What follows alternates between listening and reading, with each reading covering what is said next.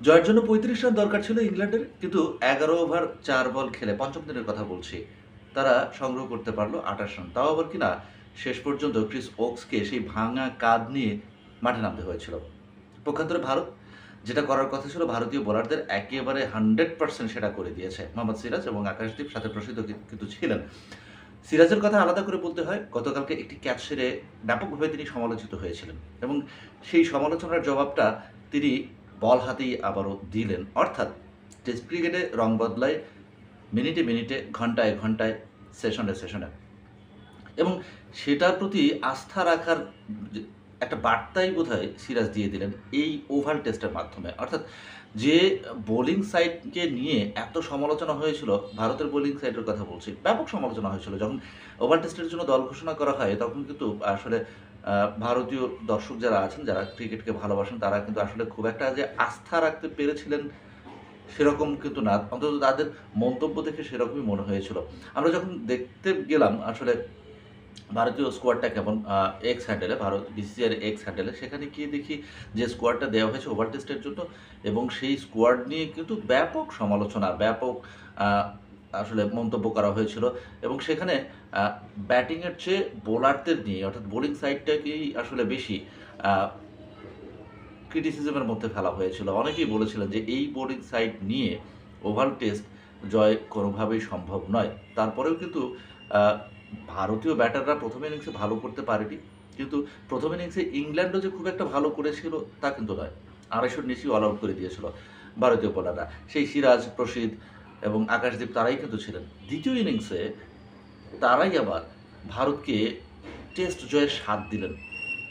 যে ম্যাচটা নিয়ে অনেকেই আসলে সন্দিহান ছিলেন যে আসলে ৫ দিনে গড়াবে কিনা, যে ম্যাচটা নিয়ে অনেকেই সন্দিহান ছিলেন যে আসলে ভারত জিততে পারবে কিনা, সেই ম্যাচটা ভারত জিতিয়ে দেখালো। এবং সিরাজের কথা বলছিলাম যে একটা ক্যাচ মিস করে আগের দিন ক্যাচ মিস করলেন, এবং সেই ক্যাচ মিসের জন্য যে সমালোচনাটা হয়েছিল সেটা তিনি বল হাতেই জবাব দিলেন, এবং আগের দিন ২টো উইকেট, পরের দিন ৩ উইকেট নিয়ে একেবারে দুমড়ে মুচড়ে দিলেন ইংলিশদেরকে।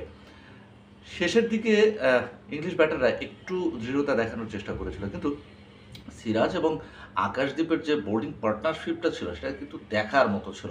আমরা যেটা দেখতে পাচ্ছিলাম যে ডট বল এবং স্ট্রাইক রোটেট করতেও বাধা, এবং একটা পর্যায়ে জুরেল রান আউট মিস করলেন, সেটা নিয়ে আসলে কিছুটা ফ্রাস্ট্রেট হয়েছিলেন সিরাজ, আমরা দেখতে পেয়েছিলাম। অনেকবারই দেখতে পাচ্ছিলাম যে আসলে ব্যাটসম্যানের ব্যাটের কানা ঘেঁষে বল উইকেট কিপারের হাতে চলে যাচ্ছে, কখনো বা স্ট্যাম্পে ঘেঁষে বল চলে যাচ্ছে, অর্থাৎ কাজের কাজটা হচ্ছিল না। কিন্তু মোহাম্মদ সিরাজ তিনি কিন্তু শেষ উইকেটটা তুলে নিয়ে অ্যাটকিনসনকে প্যাভিলিয়নের পথ দেখিয়ে ইংল্যান্ডকেই আসলে বাড়ি পাঠিয়ে দিলেন ওভাল থেকে, এই টেস্টে অন্তত একেবারে খালি হাতে। যদিও ইংল্যান্ড সিরিজটা জিতেছে, তবে শেষ টেস্টে যে নাটকীয়তা আমরা দেখলাম সেটা আসলে মন ভরার মতো। অর্থাৎ টেস্ট ক্রিকেটটা এমনই, এবং এটার রং বদলায় ক্ষণে ক্ষণে, সেশনে সেশনে, এবং ভারতীয় বোলাররা আসলে আবারও প্রমাণ করলো যে আসলে তাদের প্রতি আস্থা রাখলে কি করা যায়, তারা কি করতে পারে, এবং তাদের সামর্থ্য আসলে কতটুকু, সেই সামর্থ্যেরই আসলে প্রমাণ দিলেন সিরাজ এবং তার সাথে আকাশদীপ, প্রসিদ্ধ, এরা কিন্তু আসলে সেই সামর্থ্যেরই প্রমাণ দিলেন। সুতরাং এরকম ম্যাচই বোধহয় প্রত্যাশা করেছিলেন দর্শকরা। ঠিক যেরকম আসলে প্রত্যাশা ছিল তার চেয়ে বোধহয় কিছুটা বেশিও তারা করে দেখিয়েছেন। এবং এই ৫ দিনের খেলা নিয়ে কিন্তু সংশয় ছিল যে আসলে ৫ দিনের খেলা হবে কিনা, কেননা বৃষ্টির একটা শঙ্কা ছিল। সেই বৃষ্টির শঙ্কা মাথায় নিয়েই আসলে পঞ্চম দিনের খেলা মাঠে গড়ায়। সেখানে ১১ ওভার ৪ বলে ৩৫ রানের দরকার ছিল জয়ের জন্য ইংল্যান্ডের।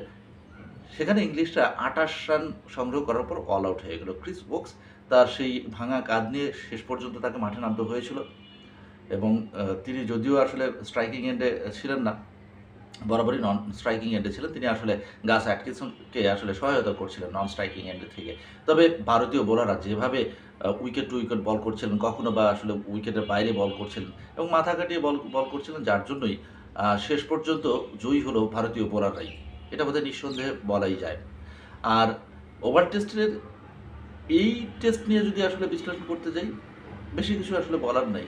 কেমন যেন অদ্ভুতের একটা ব্যাপার-স্যাপার আমরা যেটা দেখতে পেলাম যে প্রথম ইনিংসে কেউই ওইভাবে রান পেলেন না। দ্বিতীয় ইনিংসে এসে উইকেট ইজি হয়ে আসলো, এবং ব্যাটসম্যানরা খুব সহজেই শটস খেললেন। তারা কিন্তু বেশ ভালোই করলেন আরকি। সেখানে আমরা সেঞ্চুরিও দেখতে পেলাম, ইংলিশদের সেঞ্চুরি, আবার ইন্ডিয়ানদের সেঞ্চুরিও আমরা দেখতে পেলাম। পরবর্তীতে চতুর্থ এবং পঞ্চম দিনে এসে দেখতে পেলাম যে শেষের দিকে এসে বোলাররা দাপট দেখাতে শুরু করলো এবং পঞ্চম দিনে এসে ওই যে আমরা যেটা দেখলাম যে ১১ ওভার ৪ বলে মাত্র ২৮ রানের বিনিময়ে